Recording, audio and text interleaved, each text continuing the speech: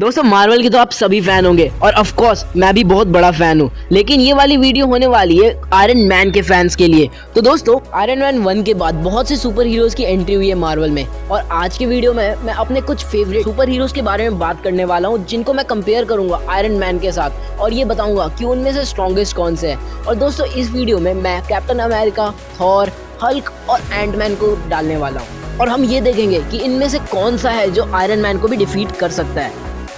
दोस्तों मैं इस वीडियो में स्पाइडरमैन को भी इंक्लूड करता, लेकिन क्या करूं, मैं भी स्पाइडरमैन का बहुत बड़ा फैन हूं। लेकिन मैं पक्का प्रॉमिस करता हूं कि अगर इस वीडियो पे अच्छा रिस्पांस आ गया तो मैं नेक्स्ट वीडियो में स्पाइडरमैन को सभी एवेंजर्स से कंपेयर करूंगा, और हाँ उसमें आयरन मैन भी होगा। और दोस्तों इस वीडियो में मैं मार्वल की कॉमिक्स को बिल्कुल इंक्लूड नहीं करने वाला, क्योंकि उसकी हिस्ट्री MCU के कंपेरिजन में बिल्कुल अलग है।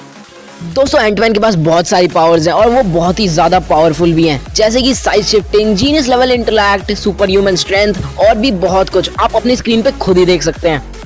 लेकिन दोस्तों अपना आयरन मैन भी कुछ कम नहीं है, उसके पास भी बहुत सारे तगड़े तगड़े पावर्स है, जैसे कि जीनियस लेवल इंटेलेक्ट, वो एक साइंटिस्ट भी है, इंजीनियर भी है, और दोस्तों वो एक मार्शल आर्टिस्ट भी है, और उसके अलावा उसके पावर सूट्स को तो आप जानते ही हैं। और अगर बाकी सुपर पावर जानने तो आप अपने स्क्रीन पे खुद ही देख लीजिए।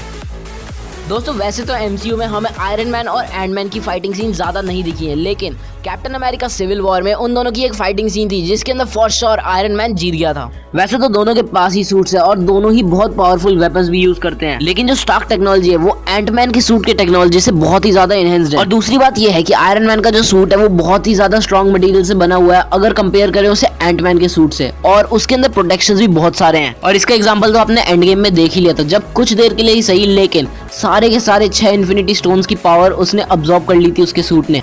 अगर बात करें कैप्टन अमेरिका की तो वो भी भैया कम पावरफुल नहीं है, चाहे वो पावरफुल वेपन्स यूज ना करता हो, चाहे उसके पास कोई आर्मर ना हो, लेकिन उसका शील्ड और वो अकेले ही काफी हैं। तो गाइज आयरन मैन और एंटमैन के तो आपने पावर्स देख ही लिए हैं, तो बिना देरी के देख लेते हैं कैप्टन अमेरिका के पावर्स को भी। उसके पास है सुपर स्ट्रेंथ, भरपूर स्टैमिना, और वो हैंड टू हैंड कॉम्बैट में भी मास्टर है, और उसके अलावा उसकी वाइब्रेनियम शील्ड का तो कोई जवाब ही नहीं है, और उसकी बाकी की सुपर पावर्स को आप स्क्रीन पे खुद ही देख सकते हैं।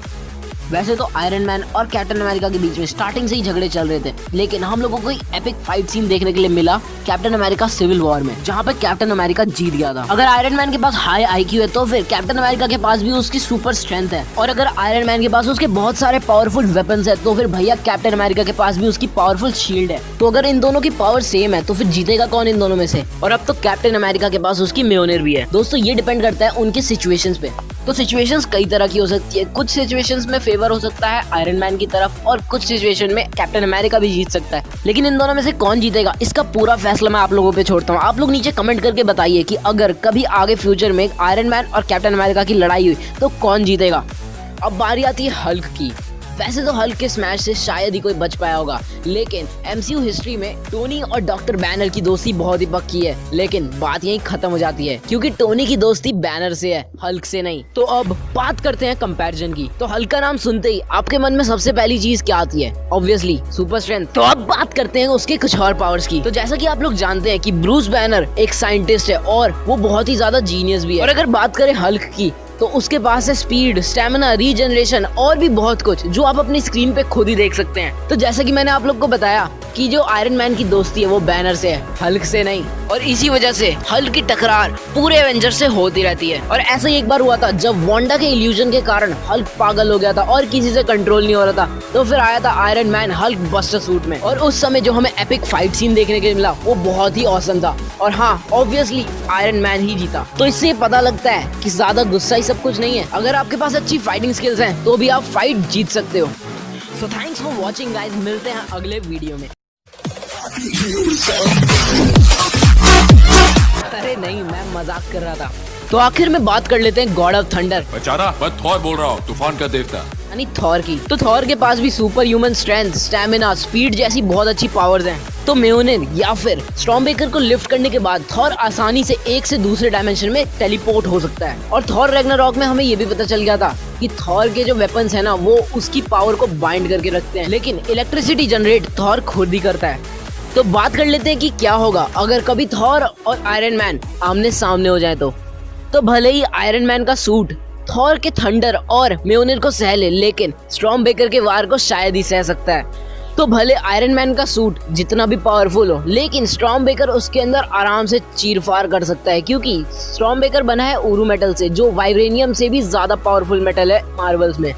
तो अगर आयरन मैन का मुकाबला होता म्योनिर से, तो फिर ये मुकाबला बहुत ही ज्यादा टक्कर का हो सकता था और बहुत ही शानदार भी होता। लेकिन बात आ रही है भाई ऊरू मेटल से बने हुए वेपन की, और वो भी किसके हाथ में है? भाई थॉर के।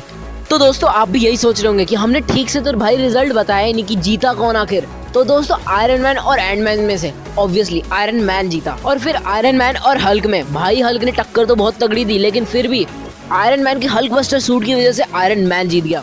और भाई आयरन मैन और थॉर में से भाई अपना गॉड ऑफ थंडर ही आ गया है। और अब आखिर में बात कर लेते हैं कि कैप और आयरन मैन में से कौन जीता। तो आयरन मैन और कैप्टन अमेरिका की लड़ाई का डिसीजन तो आप लोगों के ऊपर है, क्योंकि वो हमारी तरफ से तो टाई हो गया था। तो नीचे कमेंट बॉक्स में कमेंट करके बताइएगा कि दोनों में की लड़ाई अगर कभी भी फ्यूचर में हुई तो कौन जीतेगा।